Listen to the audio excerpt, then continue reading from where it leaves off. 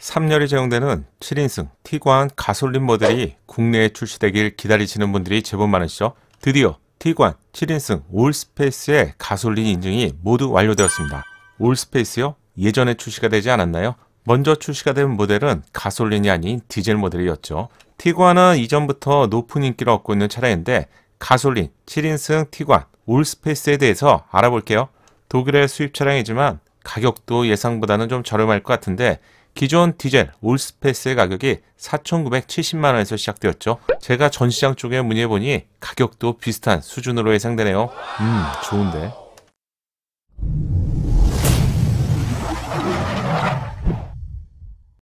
안녕하세요, 연목구름입니다. 2018년도에 2세대 티구안의 소식을 알려드렸죠.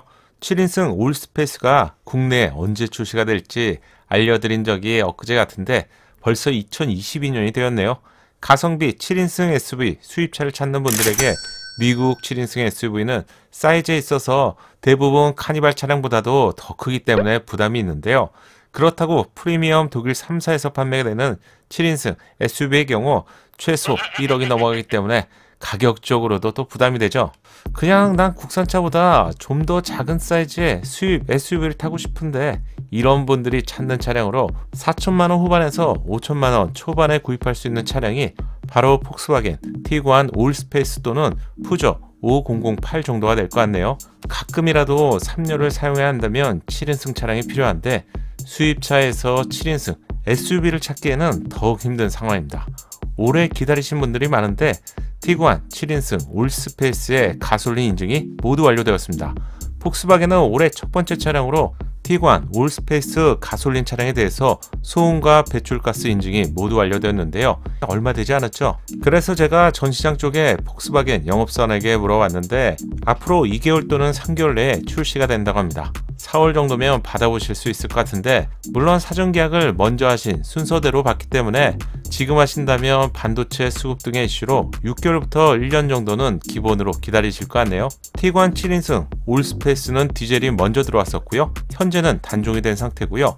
그리고 올해 7인승 올스페이스 가솔린이 들어오고 7인승 디젤은 더 이상 출시가 되지 않을 것으로 예상됩니다. 이렇게 된다면 5인승 티구안은 디젤이 될 것 같고요. 7인승 티구안은 가솔린으로 차별화해서 판매가 될 가능성이 높아 보이네요. 5인승과 7인승 차량의 차이점은 뒤에서 보고 인증 내역을 먼저 체크해 볼게요. 가솔린 차량이라서 일단 엔진부터 다릅니다. 기존 올스페이스의 디젤 엔진은 2.0 4기통에 150마력 34.7토크를 제공했었죠. 새로운 가솔린 엔진은 2.0 4기통 엔진에 186마력 30.6토크로 차량의 크기를 고려했을 때 이 정도면 괜찮은 성능이 기대가 되네요. 안정적인 자동 8단 미션에 공차 중량은 1752km라서 적당한 수준이고요. 연비는 현재까지 공개되지 않았지만 국내 사양이 미국 시장과 동일한 사양이라서 가솔린 차량 기준으로 약 10km부터 12km 정도가 예상됩니다. 티구안 5인승 차량은 많이 알고 계실 것 같은데 7인승 올스페이스의 차이점을 체크해 볼게요. 외관의 디자인은 5인승이나 7인승이 모두 비슷비슷합니다. 트림에 따라서 범퍼 쪽 디자인의 차이가 있는데 5인승 숏바디와 7인승 롱바디를 쉽게 구분하기는 힘들 것 같아요. 기억하실 분들도 계실 것 같은데 스포티지 국내형 롱바디 차량과 유럽형 숏바디 차량의 구분 방법이 C필러 쪽 디자인이라고 알려드렸죠. 2열 도어만 있는 것이 바로 숏바디 차량이고요. C필러가 뒤쪽으로 좀 더 연장된 차량이 국내 롱바디 차량입니다. 이것만 기억하시면 될 것 같은데 대부분의 제조사의 차량이 숏바디가 롱바디의 차이점이 바로 2열 뒤에 있는 C필러 부분에서 형상의 차이를 두고 있습니다. 그럼 이 차량은 숏바디 차량일까요? 아니면 롱바디 어느 쪽 차량일까요? 티구안도 C필러 부분만 확인하면 되는데 잘 보시면 디자인의 차이가 있어요. 하나는 꺾인 부분이 아래쪽을 향하고 있고요. 다른 하나는 꺾인 부분이 중간 쪽으로 뾰족하게 튀어나왔죠. 롱바디 올스페이스는 꺾인 부분이 중간에 있는 차량입니다. 즉 이렇게 생긴 차량이 롱바디 차량이라고 구분하시면 쉬울 것 같네요. 올스페이스가 티구안보다 훨씬 큰 차량이지만 처음 보시는 분들이라면 준중형 SUV라서 육안으로 바로 알아차리기는 좀 힘들 것 같아요. 5인승과 7인승 차량의 사이즈도 빠르게 체크해 볼게요. 참고로 스포티지 정도의 준중형급 수입 SUV를 찾는다면 5인승 차량은 좀 많이 작고요. 올스페이스 정도가 사이즈로 본다면 비교의 대상입니다. 올스페이스 디젤이 먼저 출시가 되었기 때문에 이 기준으로 비교해 볼게요. 차량의 크기에 해당되는 전장은 티구안이 4500씩, 올스페이스가 4700mm입니다. 출시를 앞두고 있는 가솔린 차량은 좀 더 큰데요. 4723mm로 예상됩니다. 이렇게 본다면 디젤 올스페이스와 차이는 190mm의 차이가 있고요. 가솔린 차량 기준으로는 213mm의 차이가 발생되는데 편의상 210mm 정도의 차이가 있다고 기억하시면 될 것 같네요. 차량의 폭에 해당되는 전폭은 두 차량 모두 동일합니다. 이 정도 사이즈가 국내 도로와 주차장 환경에서 편리한 사이즈인데요. 2m에 가까운 대형급 카니발과 팰리세이드는 국내 환경에서는 아무래도 좀 불편하죠. 차량의 높이에 해당되는 전고는 올스페이스가 좀 더 높습니다. 전고의 차이는 약 40mm 정도고요. 가장 중요한 기준은 실내 공간을 나타내는 바로 축거죠. 큰 차량을 구입하시는 이유가 차량 자체가 큰 것을 원하는 것이 아닌 여유로운 실내 공간을 원하기 때문인데요. 두 차량의 축거의 차이는 110mm입니다. 이 정도 차이는 한 체급 위의 차량 정도에 해당되는 상당한 차이죠. 현재 티구안이 2세대인데 1세대 티구안의 실내가 작아도 너무 작아서 불만이 많았는데요. 하지만 2세대로 풀체인지가 되면서 2열의 공간도 수입차 기준으로 본다면 어느 정도 충분한 공간을 제공하는데 축거가 확실히 더 긴 올스페이스의 경우 시트를 앞뒤로 조절하는 슬라이딩 기능을 이용하면 5인승보다는 확실히 넓은 공간을 제공할 것 같네요. 수입차의 2열 공간은 국산차 대비 거주성이 있어서 조금 아쉽게 느껴지는데 평소에 5인승 용도로 사용하면서 가끔씩 3열을 사용하시는 분들께 올스페이스는 좋은 선택이 될 것 같네요. 국내에 출시될 올스페이스는 멕시코에서 생산된 모델인데 미국 시장도 멕시코에서 생산된 차량에서 1열, 2열, 3열 실내 세부 스펙도 알려드립니다. 인증 내역을 보면 제작국이 멕시코로 적혀있죠. 올스페이스를 구입하실 분들이라면 이 화면을 캡처해서 저장해 두시고 보시면 좋을 것 같네요. 3열 공간은 미리 알려드렸지만 형식상의 공간으로 보시면 되는데 국내에서 자주 볼 수 있는 중형급 산타페와 같은 차량과 비교해도 한참 작은 공간입니다.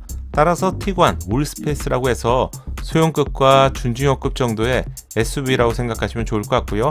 3열은 한 번씩 사용하는 것이지 자주 사용한다면 분명한 불편함이 있습니다. 외부 디자인의 차이점 그리고 실내 공간의 차이점까지 알려드렸는데 마지막으로 패밀리에게 중요한 트렁크 적재용량도 체크해 볼게요. 적재용량은 VDA 기준으로 2열 시트 사용 시 티구안이 615, 올스페이스가 700L의 적재 공간으로 예상보다는 차이가 크지 않은 것을 알 수가 있는데 그럼 2열을 완전히 접었을 때 용량은 티구안은 1655, 올스페이스가 1775L로 약 120L의 차이가 있습니다. 전장이 2100mm나 더 길고요. 휠베이스도 110mm가 더 길었는데 예상보다 적재 용량에서 차이가 크지 않는 이유가 있는데 올스페이스의 경우 트렁크 적재 공간에 3열 시트가 제공되면서 이로 인해서 트렁크 바닥이 좀 더 위쪽으로 올라와 있기 때문이죠.